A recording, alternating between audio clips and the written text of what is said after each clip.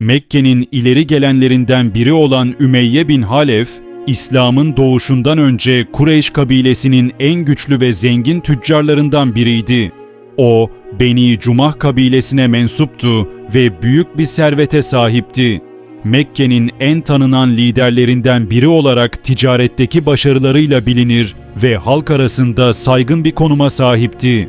Ancak onun bu zenginliği ve nüfuzu, ahlaki üstünlüğünden değil, Mekke toplumundaki köklü ticaret sisteminden ve putperest inancın sağladığı güçten geliyordu.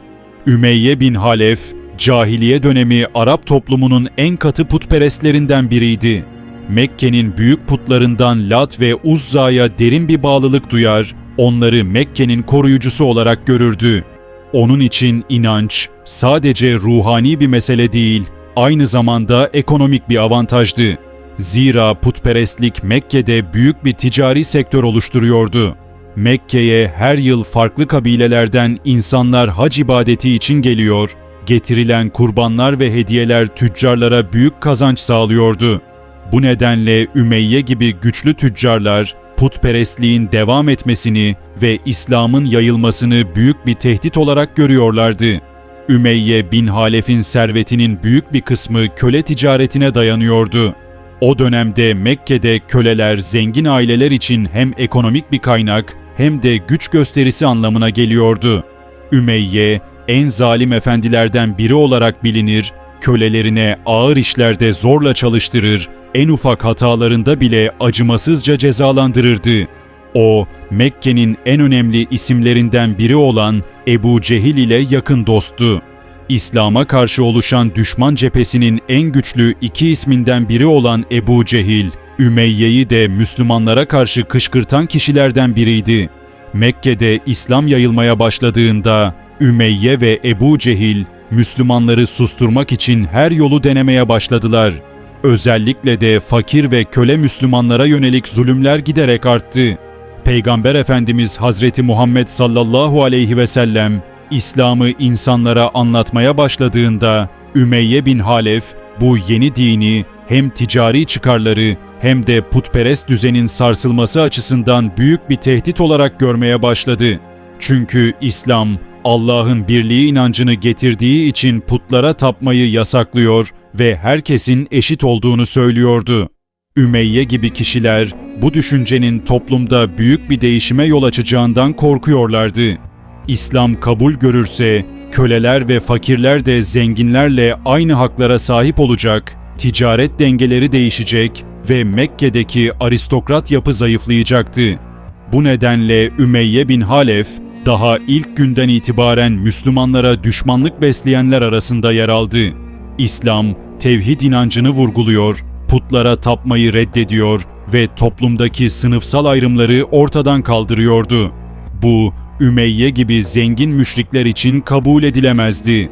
Mekke'nin ileri gelenleri, özellikle de Ebu Cehil ve Ümeyye bin Halef, halkın İslam'a yönelmesini önlemek için Müslümanlara baskı yapmaya karar verdiler. Bu baskı, özellikle fakir ve kimsesiz Müslümanlar üzerinde ağır bir şekilde hissedildi. Çünkü Mekke'nin zengin ve soylu ailelerinden bazıları İslam'ı kabul ettiklerinde nispeten daha az zulme uğruyorlardı. Ancak köleler ve fakirler için durum çok daha acımasızdı. Onların ne bir sığınacak yeri ne de kendilerini koruyacak bir güçleri vardı. İşte Ümeyye bin Halef, bu baskı politikasının en acımasız uygulayıcılarından biri oldu ve özellikle de kendi kölesi olan Hazreti Bilal-i Habeşi'ye yönelik zulmüyle tarihe geçti. Hazreti Bilal-i Habeşi, Habeşistan kökenli bir köleydi ve Ümeyye bin Halef'in malı olarak görülüyordu. O dönemde köleler herhangi bir şahsi hakka sahip değildi ve tamamen sahiplerinin insafına kalmışlardı. Bilal, genç yaşlardan itibaren Ümeyye'nin hizmetinde bulunmuş, onun emirlerine uymak zorunda kalmıştı.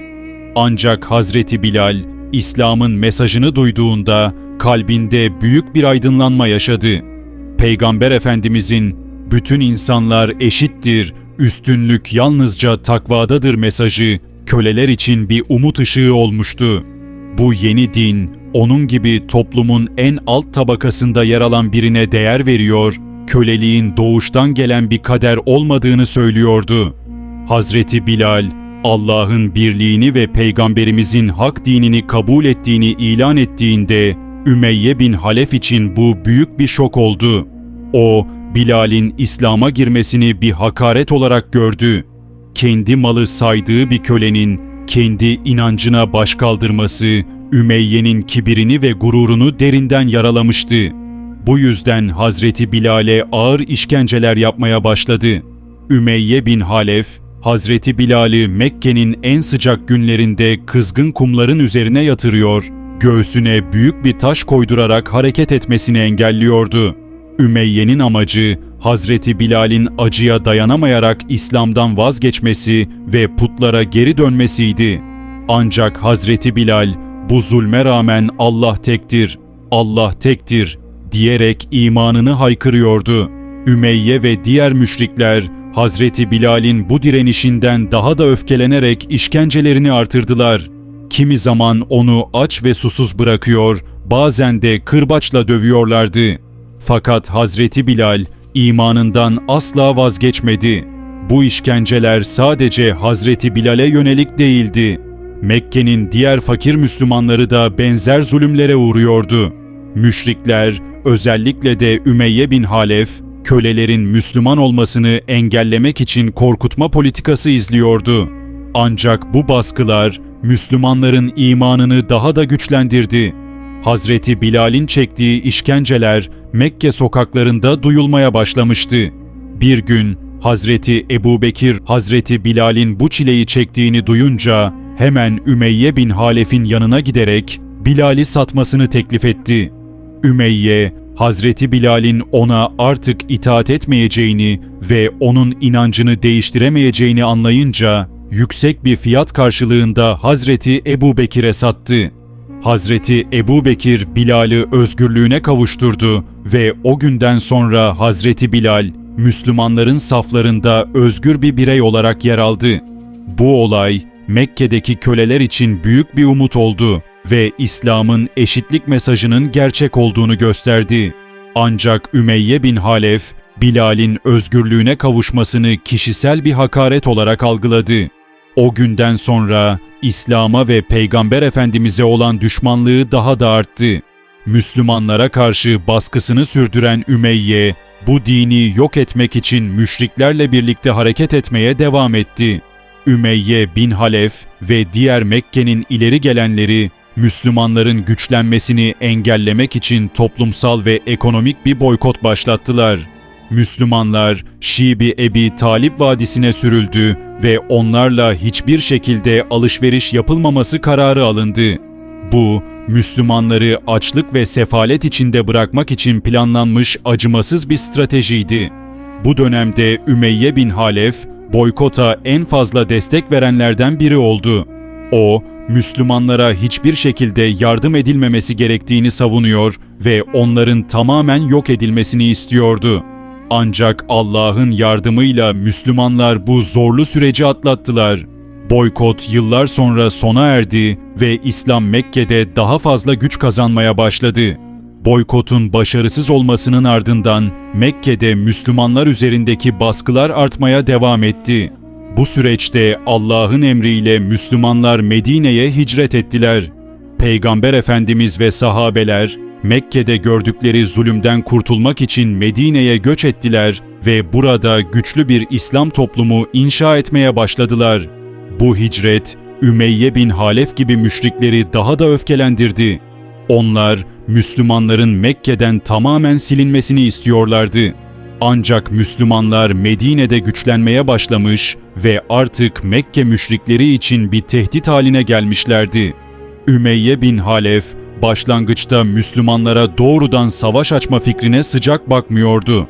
O, ticaretle ilgileniyor ve savaşın Mekke ekonomisine zarar vereceğini düşünüyordu.